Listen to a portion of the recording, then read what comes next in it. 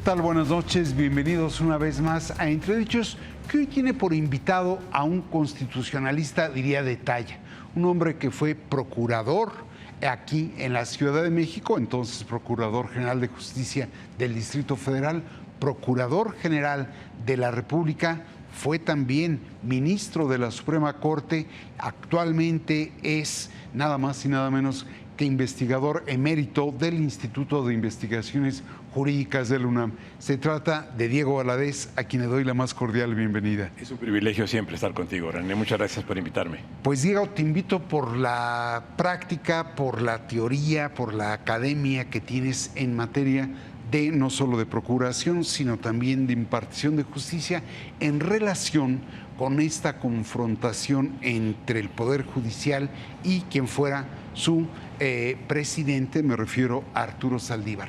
En tu opinión, Diego, la investigación ordenada por la ministra presidenta de la Corte, Norma Piña, sobre el desempeño que tuvo su antecesor, Arturo Saldívar, para determinar si vulneró la autonomía y la independencia del Poder Judicial, nos lleva a algo. ¿Cuál es tu parecer? ¿Qué piensas de esto? Se trata sin duda de un episodio que ha sacudido a la opinión pública y por eso lo estamos comentando. Pero la presidenta no tenía otra opción que seguir el curso de una investigación, como se ha hecho con decenas, más bien con centenares de casos semejantes. Digamos, el presidente Saldívar recibió más de 280 denuncias, más o menos del mismo tipo, y todas fueron turnadas para su investigación. El tema que aquí se vio como extraño fue la difusión que se dio a la denuncia, pero aunque sé que se está, porque así se anunció, que se está investigando, pues hay muchos factores. No solamente puede ser una filtración interna, también puede ser del propio o de los propios denunciantes. Finalmente, el que promueve un tipo de acusación de este género, pues puede muy bien difundirlo si así le interesa hacerlo. No hay ninguna prohibición para el promovente de dar a conocer en los medios que por vía que quiera. Lo que pasa es que entonces pierde el anonimato, pero aún por la vía anónima ya sabemos que se pueden hacer llegar a los medios de comunicación. A ver, ya tocaste dos puntos que han sido parte de la argumentación para rechazar esa investigación del exministro Arturo Saldívar. Él dice que se trata de una denuncia anónima. Como tú señalas, él mismo aceptó 283, me parece que es el número, y se queja de la filtración. Para ti, ni el carácter anónimo de la denuncia, ni la divulgación de esta son óbice para investigarlo. De ninguna manera. El hecho de que, vamos a suponer, que justamente se dijera, a ver, va a ser presentada una denuncia, dentro de los denunciantes alguien dice yo la voy a filtrar, para dar con eso pie a que se dijera, como ya se filtró ya no se puede investigar. O sea, daría lugar a una colusión entre denunciante y denunciados, porque son varios los denunciados. Aquí tenemos que ver una cosa importante, que creo que está en el centro del debate que se tiene que dar en el futuro en México, René. Los gobernados, los justiciables, los ciudadanos, tenemos derecho a conocer lo que está pasando en las entrañas del poder, o lo que pasa en las entrañas del poder debe quedar entre los poderosos. Sí, hay un derecho que tiene el que está siendo investigado, pero también hay un derecho que tenemos tú y yo y otros 130 millones de mexicanos, que es saber cómo opera el poder, porque si el poder va a operar siempre de manera críptica, pues entonces no es mucho lo que hemos avanzado en materia democrática. No está en pugna lo que es la presunción de inocencia con el derecho a la información en este caso. Desde mi punto de vista, no. La presunción de inocencia no se debe refugiar ni confundir con la imposibilidad de conocer, de que la sociedad conozca lo que está pasando. Ahora, hay un ingrediente extra a esto, Diego, y si me permites, yo quisiera proyectar algo que reveló el propio presidente de la República. Si te parece, lo vemos. Cuando estaba el ministro Saldívar, de presidente de la Corte, había más recato. Todavía cuando había un asunto así, de este tipo, nosotros respetuosamente interveníamos. Pues estamos de vuelta. Y Diego, esto que dice el presidente es una revelación bastante franca. Hay un refrán que dice, a confesión de parte, relevo de pruebas. ¿Es una documental que el presidente diga que intervenían respetuosamente, pero intervenían en los asuntos de la Corte? René, aquí voy a dar una opinión que discrepa de la mayoritaria. Desde mi punto de vista, no tiene ninguna relevancia jurídica ni política. O la tiene en el orden político, pero en un buen sentido. En el sentido de que los titulares de los órganos del poder deben estar en comunicación, deben hablar entre sí. Lo que me parece una anomalía es lo que pasa ahora, que el presidente de la República y la presidenta de la Corte no se hablen, y que cuando el presidente de la República se refiere a la de la Corte, lo hace en términos francamente peyorativos. Era tradicional, y lo es en todo el mundo, que los integrantes del Poder Judicial dialogan con los del Poder Legislativo y con los del Poder Ejecutivo. No va en detrimento de nadie. Lo anormal sería que no hubiera un diálogo entre los poderes y no que dialoguen. Exacto, cuando el presidente dice que hablaba con el presidente de la Corte, estaban en su derecho y casi en su deber ambos de mantener esta comunicación, porque son órganos del poder, no son adversarios, son parte de una misma unidad que se llama Estado mexicano. Poderes de la Unión. Poderes de la Unión. De manera que yo, con ese motivo, con la declaración del presidente, la verdad no me inquietó. Y pues es normal que cualquier parte en un juicio, en este caso el Estado mexicano, ocurra ante los juzgadores a darles sus razones y que los juzgadores los escuchen. Eso ha ocurrido siempre. Y eso es bueno. Creo que es muy positivo. Ya. Ahora, argumenta también Arturo Saldívar que el momento en que se divulga la denuncia que lleva a la investigación de su proceder le subraya una intencionalidad política. ¿Coincides con ese señalamiento? Eso ya me parece muy subjetivo del presidente Saldívar. Él, claro, dice que se ha vulnerado su derecho a la confidencialidad. Y entendamos que puede haber dos derechos en conflicto. El derecho suyo, en cuanto a la confidencialidad de la acusación, y el derecho de la sociedad en cuanto a la necesidad de conocer y el derecho a conocer lo que pasa en el poder. Ahora, cuando hay dos derechos en conflicto, se tiene que producir lo que se llama ponderación de derechos. ¿Cuál es el que debe prevalecer? Y desde mi punto de vista, en una democracia, debe prevalecer el derecho de la sociedad a conocer lo que pasa. El derecho colectivo. Es un derecho social, es un derecho colectivo. Tenemos que saber lo que pasa en las intimidades del poder. También se ha dicho que no hay procedimiento.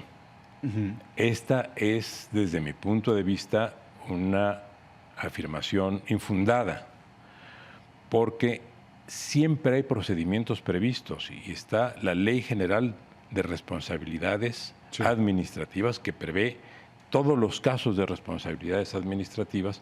Lo que hay que hacer es la adecuación al caso concreto. Por ejemplo, se le tiene que dar su derecho de audiencia, pero a lo mejor se establece que ese derecho de audiencia se puede llevar a cabo por vía escrita, no que necesariamente comparezca.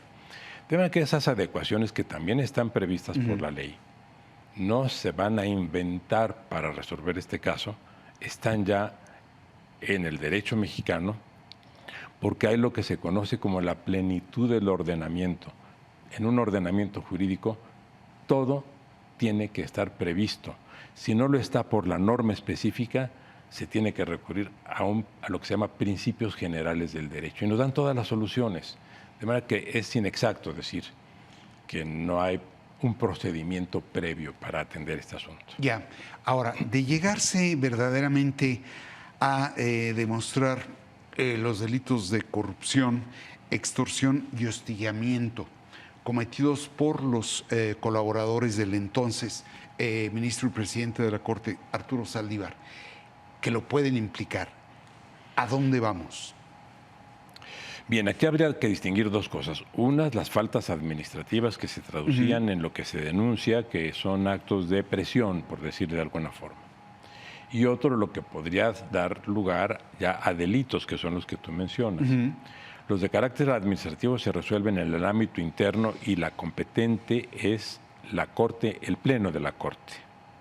La propia Constitución establece que en las investigaciones de carácter administrativo las sanciones para el Poder Judicial las adopta el Consejo de la Judicatura, excepto en el caso de los ministros. ¿Qué quiere decir esto? Que el caso de los ministros se reserva para el Pleno de la Corte.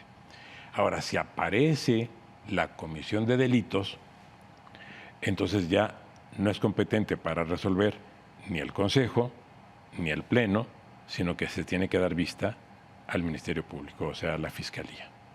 Pero en principio lo que está ordenado es solamente una investigación administrativa hasta donde yo tengo conocimiento. Y de llegar solo a configurar delitos no de carácter administrativo, se daría vista a la Fiscalía y por consecuencia procedería ya a un juicio de otra índole. Procedería a otro tipo de investigación ya por parte de los fiscales.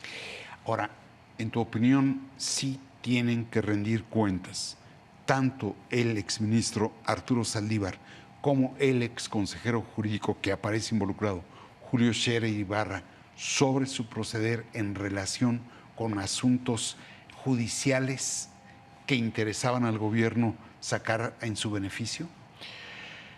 En una buena democracia y en un buen sistema institucional, todo servidor público, de cualquier nivel, en cualquier circunstancia, debe dar cuenta de sus actos.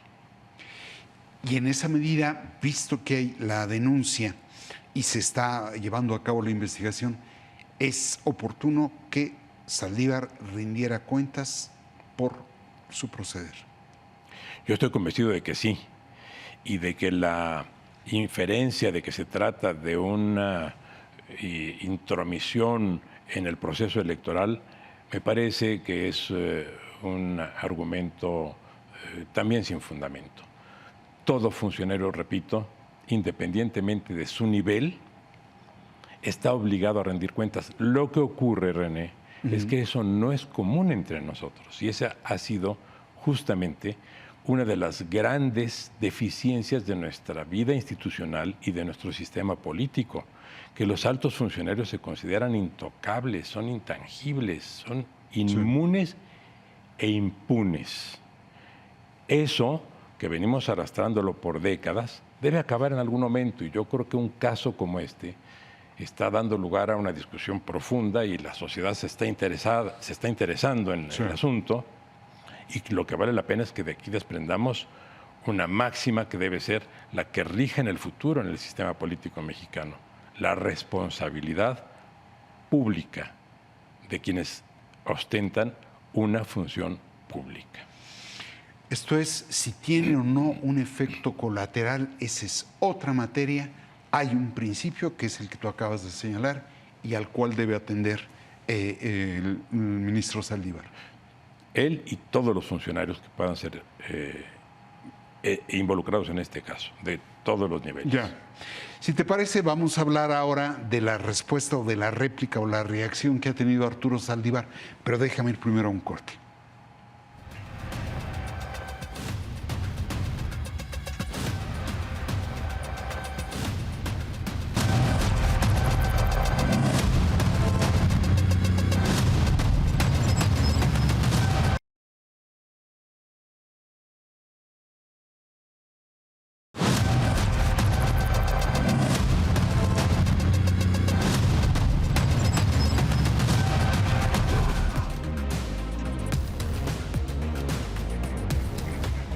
Estamos ya de vuelta con Diego Valadez, un constitucionalista, como decía yo al inicio del programa, de talla, y vamos ahora a hablar de la otra parte, es decir, la forma en que ha reaccionado a la investigación el propio ministro, y él acusa que es objeto de una persecución política o de una cacería de brujas. ¿Qué te parece arguir ese argumento? René, en realidad forma parte ya de la retórica establecida en el país. Si él estuviera haciendo uso de esa referencia a la persecución de brujas y no se hubiera dado una expresión semejante con antelación, habría que meditar acerca de sus implicaciones. Pero lo que vemos es que llevamos años escuchando eso. Sí.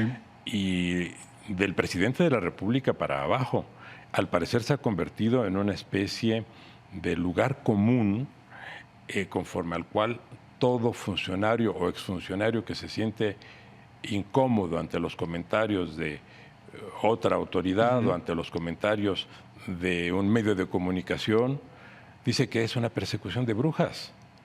Bueno, ¿qué quiere decir esto? ¿Qué está denotando? Que los servidores públicos están considerando en el país que nadie es competente para poder señalar sus problemas, sus defectos, sus inconvenientes, y que todo mundo debe rendirles pleitesía, y que si hay alguna crítica necesariamente obedece a que o es una crítica clasista o a que es una crítica ideológica, pero nunca se ha aceptado responsablemente decir: yo me someto de manera voluntaria al esclarecimiento de los hechos.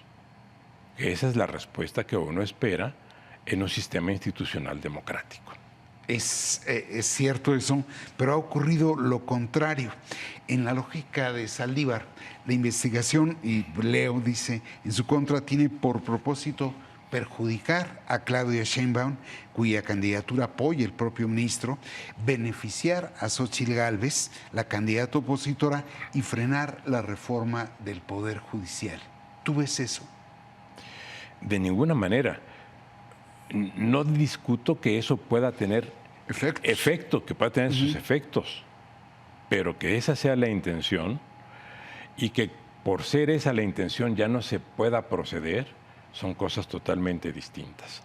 Creo que nadie debe parapetarse atrás de una función, de una responsabilidad, de una tarea política, administrativa o electoral para desviar la atención con relación a lo que pudo ser o no ser. Yo estoy seguro de que las cosas se pueden aclarar, y conozco al ministro Saldívar de muchos años y es un gran abogado, es una persona que se ha caracterizado por tener un desempeño profesional muy respetable y pues estoy convencido también de que, llegado el punto de hacer las aclaraciones y las precisiones, sin prejuzgar lo que se pueda producir ahí, porque además no conozco más que lo que tú y yo sabemos, que es lo que se ha difundido, pues él podrá hacer las aclaraciones que se requieran, y las precisiones, las puntualizaciones, y proceder de manera institucional. Lo peor del caso, lo que está ocurriendo con esto, es que está quedando involucrada una institución que es la Suprema Corte de Justicia, y otra aún más amplia, que es el Poder Judicial de la Federación. En su conjunto. Y eso es muy lamentable por una razón, René, porque ya la confianza de la ciudadanía mexicana en cuanto a los partidos políticos, en cuanto a la administración pública, en cuanto a la representación política, en especial el Congreso, estaba bastante lesionada. Y que ahora también se lesione la confianza que se tiene en una institución que es la que permite resguardar tu libertad, la mía, la de quienes nos escuchan, nuestro derecho a hablar, nuestra libertad de expresión y todo lo que corresponde a nuestros derechos fundamentales. ¿Quién es el guardián de nuestros derechos fundamentales? Según la propia Constitución, el órgano de garantía es el Poder Judicial de la Federación y los poderes judiciales de los estados. Devaluarlos es poner en riesgo nuestros derechos. Ya, ahora vamos a hablar de ese capítulo un poquito más adelante. Quisiera concluir nada más lo que corresponde a las reacciones del exministro y presidente de la Corte, Saldívar. Él, su reacción es: voy a someter a juicio político a la ministra presidente de hoy de la Corte, acusándola de delitos contra la administración de la justicia, ejercicio ilícito del servicio público y uso ilegal de fondos para apoyar a una candidatura presidencial. Bueno, como él mismo dice, que presente las pruebas de la distracción de fondos para apoyar una candidatura presidencial, por ejemplo. Pero además, el juicio político, tal como está previsto por la Constitución, no hay allí en la Constitución ningún elemento para que por el hecho de que la presidenta de la Corte haya dado curso a una denuncia, se le pueda establecer como responsable. Más bien habría sido lo contrario. Si hubiera sido lo contrario, entonces sí. Si hubiera omitido dar curso a una denuncia, habría habido una omisión grave y un potencial encubrimiento. Claro, claro. De manera que se trata, y déjame que lo califique, soy poco dado a los calificativos, pero en este caso se trata de una desmesura. Una desmesura. Si te parece, vemos el pasaje donde él señala que va a entablar un juicio político va a solicitar el juicio político contra la ministra Norma Piña.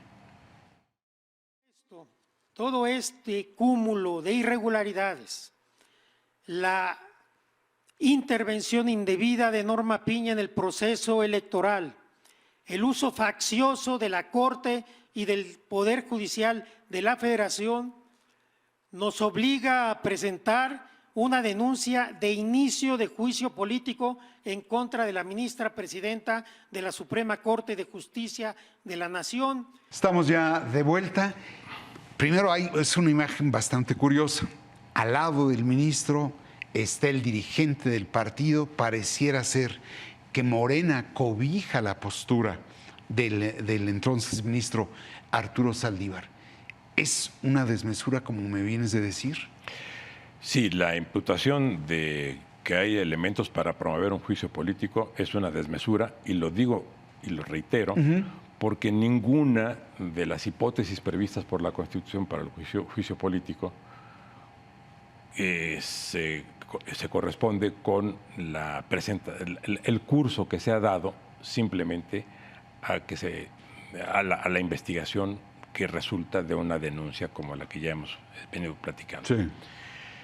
Ahora, sí me resulta, como ciudadano, trato de mantenerme al margen de la tensión y la lucha entre los partidos, René, pero me resulta difícil de entender que el presidente de un partido nacional y coordinador de una campaña política presidencial esté presente sabiendo de qué tipo de acusación se va a hacer y que se ponga la maquinaria legislativa de un partido mayoritario al servicio de una expresión que carece de fundamento jurídico y que trata de desviar la atención para no hacer frente a una acusación que ahí está. A lo mejor la acusación es hiperbólica, a lo mejor es exagerada, Sí. a lo mejor es totalmente infundada, pero eso es lo que querríamos saber los ciudadanos, que lo que se imputa al ministro carece de fundamento y no que lo que se imputa al ministro, según diga el ministro Sí. o exministro, obedece a una intencionalidad política, porque tampoco la está demostrando. Sí. De manera que se ha hecho de esto una enorme confusión y lamento que el presidente de un partido contribuya a esa confusión. Amparando esa. Ahora, el presidente de la República, no el del partido, ya opinó que llevar o pretender someter a juicio político a la presidenta de la Corte no lleva nada. Es decir, puedo yo suponer que pues el líder, para no hablar del dirigente, el líder del movimiento, no ve esa vía como una ruta. ¿Tú así lo entiendes?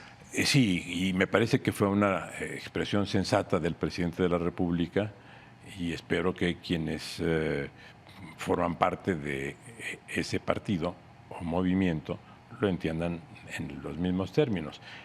En el fondo es una desautorización Sí. directa y categórica con relación a lo planteado por el ministro Saldívar. Ahora, pero esto va a resultar paradójico porque desautorizado ya por el líder del movimiento, el presidente de la República, Saldívar tendría que dejar la campaña para no afectar, para no provocar ese efecto que él presume que puede tener. No tendría que hacerlo porque no existe como deber esa separación, pero yo creo que un acto de elegancia y de solidaridad con la candidata para quien trabaja es decirle, no te quiero traer un problema a tu campaña y resolveré esto porque no tengo nada que ocultar y luego me reincorporaré a lo que corresponda, a la campaña o al gobierno, según el momento. Y en tu opinión, Diego, visto que ya conocemos la denuncia, que ya sabemos que se ordenó la investigación, que hay un ministro, un tercer ministro, Juan Luis Alcántara, que deberá determinar la forma de conducir esta, la Corte tendría que estarnos informando de los pasos que sigue aquella original denuncia. El ministro Juan Luis González Alcántara también se ha caracterizado como uno de los grandes protagonistas de la justicia mexicana. Y estoy seguro de que actuará ceñido estrictamente a lo que establezca el procedimiento aplicable en este caso. No te sé decir si eso incluya dar información de cómo se van desarrollando los episodios de la investigación o si los reservará para darlos hasta la conclusión de la misma. ¿Cuál sería, en tu opinión, visto que conocemos ya tramos o el tramo original y uno más, qué es mejor? Yo creo que lo mejor es la discreción, el manejo confidencial y no seguir alimentando, digamos, un debate público que no resulta favorable, sobre todo para la institución llamada Suprema Corte de Justicia. Ya que ya habías tocado ese tema. Ahora, lo paradójico de la denuncia es que, en mi opinión, visto la extorsión, la presión, la vulneración de la autonomía e independencia de los jueces, es paradójica porque pone de relieve la necesidad de reformar al Poder Judicial, desde mi punto de vista, uno de los más opacos. ¿Estás de acuerdo con eso? Por supuesto, René. Uno de los grandes déficits que tenemos en la vida institucional del país es la reforma de la justicia y, por tanto, el acceso a la justicia. Mira, como dato, para que simplemente quienes nos escuchan sepan de qué estamos hablando. En México tenemos 5 jueces por cada 100,000 habitantes. En Costa Rica tienen 26. Y en estas condiciones queremos que haya justicia expedita o que resolvamos rápidamente el tema, por ejemplo, de la prisión preventiva. Sí. Viste, por ejemplo, que hace apenas unos días 5 integrantes del gabinete se dirigieron a la Corte para pedir que no sea desaplicado el artículo 19 de la Constitución. Bueno, la Corte no tiene facultades para desaplicar un artículo constitucional, sí, porque es Corte Constitucional y no Corte Constituyente. Sí. Pero en segundo lugar, los 5 integrantes del gabinete tienen razón. Señalan allí que hay 68,700 personas sujetas a proceso privadas de su libertad. Sí. ¿Cómo vamos a resolver ese problema cuando tenemos 5 jueces por cada 100,000 habitantes? De esos 68,000, la mayor parte, más de 50,000, son del fuero común. ¿Qué significa esto? Que tenemos que revisar a fondo el problema de la justicia, pero no solo el de los tribunales, no solo el de la Corte, René. Ya hay que ir al fondo. El Estado mexicano es un Estado que carece de política en materia de justicia desde 1917 hasta la fecha. En 1917 fue abolida la Secretaría de Justicia, que existió siempre desde que iniciamos nuestra vida independiente. También se desapareció la Secretaría de Educación, entonces se llamaba de Instrucción. Reapareció en 1921, 4 años después, pero de la Secretaría de Justicia nadie se ha vuelto a acordar. Y entonces lo que ocurre es que hay un órgano federal de justicia, que es la Corte, y órganos locales de justicia, que son los tribunales. Pero ¿quién hace la política de justicia? ¿Quién determina cuál es el monto de recursos que se deben canalizar. ¿Quién determina a la justicia? Sí, ¿Quién sí, determina cuál es la eficacia real de las normas? Por decirte algo, se eleva la sanción en los casos de feminicidio. Bueno, pero habría que decir si la elevación de la sanción se tradujo en la disminución de los feminicidios, en la elevación de los feminicidios o los feminicidios quedaron igual. ¿Lo sabemos? No lo sabemos. No sabemos cosas tan elementales como esa. Esto es, no hay una institución incumbida del estudio del impacto normativo. De manera que legislamos y legislamos, y juzgamos y juzgamos y sentenciamos, pero no sabemos qué efectos se está produciendo en la realidad. ¿Cuánto dura un juicio en Tlaxcala, o en Sonora, o en Nayarit, o en Tamaulipas? No lo sabemos. De eso depende la seguridad jurídica de las personas. ¿Qué se está haciendo para que varios millones de mexicanos que están en el extranjero y que necesitan servicios jurídicos, acceso a la justicia, se les niega allá por su irregularidad y no lo pueden ejercer aquí por su extraterritorialidad? ¿Qué hace el Estado mexicano por millones de mexicanos en el extranjero que no tienen acceso a la justicia ni ajena ni propia? Son muchísimos los problemas que tenemos en esta materia y llevamos más de 100 años ignorándolos. Entonces es bueno que a propósito de lo que está ocurriendo, digamos, no es solo la Suprema Corte de Justicia lo que hay que revisar. Tenemos ya que ser muy serios y revisar la justicia del país al completo. Es decir, para resumir lo que me estás diciendo, tú propondrías reponer, porque existió, la Secretaría de Justicia en el Poder Ejecutivo. Así es. Y emprender una reforma integral del sistema de impartición de justicia. Integral. Y también en los estados, secretarias de justicia. Mira, el Estado de México tuvo Secretaría de Justicia. La nueva gobernadora la suprimió, sin dar ninguna explicación más que de carácter económico-administrativo, que había que ahorrar recursos. En tu opinión, fíjate qué curioso, pareciera ser que los vicios del Poder Judicial serían nepotismo, corrupción, tráfico de influencias, por mencionar los tres más sonados. Pero tú dices, no, es de mucho más fondo. Sin duda. Y no es por la vía de la elección, como está proponiendo el actual gobierno, cómo esto se va a resolver. No, la elección ya se demostró que fue un fracaso. La primera elección que se dio fue en la Revolución Francesa. La primera constitución en 1791 estableció la elección de los jueces y así fue durante 5 constituciones sucesivas, todas las revolucionarias, digamos. ¿A qué dio lugar? Pues a distorsiones tan significativas como la del Comité de Salvación Pública que encabezó Robespierre. La justicia se volvió un tema de emociones públicas. Y en Estados Unidos sí los jueces son elegidos, pero en los estados y no en todos. Jamás se ha planteado que los jueces federales sean elegibles. No es posible, y en los estados de Estados Unidos se ha podido demostrar, que no es posible escindir la participación de los partidos de la elección de los jueces. De manera que hay jueces republicanos y hay jueces demócratas. Si queremos que haya jueces morenistas y jueces panistas y jueces priistas, pues adelante. Pero tan no es esa la clave que el propio presidente desautoriza y desacredita a todos los legisladores que no son de su partido. Quiere decir que ser elegido tampoco es un signo de respetabilidad ni de eficiencia desde la perspectiva de quienes ejercen el poder. Wow. Para concluir la entrevista, ¿cuál es, a tu parecer, el desenlace que puede tener este conflicto que se ha dado? Ese es uno. Y lo pregunto porque de pronto pareciera ser un fuego de artificio que tiende a apagarse ya esta semana, pero que provocó un incendio la semana pasada. ¿Y en cuánto tiempo? El desenlace me parece que puede ser rápido, pero además no es necesariamente imprevisible.